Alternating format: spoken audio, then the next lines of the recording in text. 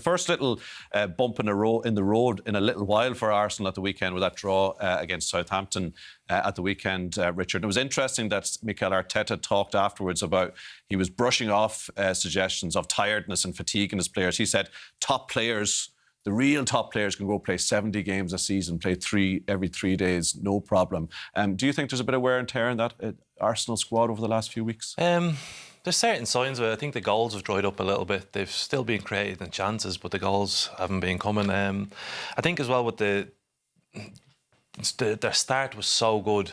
They've made themselves a bit of a mark for everyone else. So they're the team to beat now, and the pressure and the expectation that comes along with that can also bring a little bit of fatigue. But I think Arsenal will be more than happy with what they've done so far. Obviously, the progression in this competition has been important for them, and over the course of the season, you will go through stages where there's slumps in your performances or in your results or whatever. And for Arsenal, I mean, it's a draw against Southampton. It's not the end of the world for them, and I still think they've got plenty in the tank. I don't think they've worn themselves out. Yeah.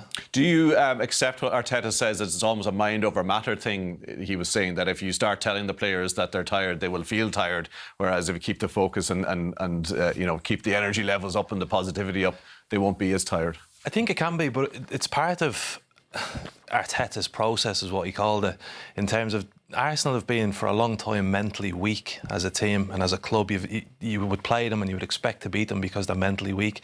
So the transition on the pitch has been brilliant, but there needs to be a transition in the players' mindsets as well. And I think for the younger players, they need to get on and start playing more games than they have done in previous years.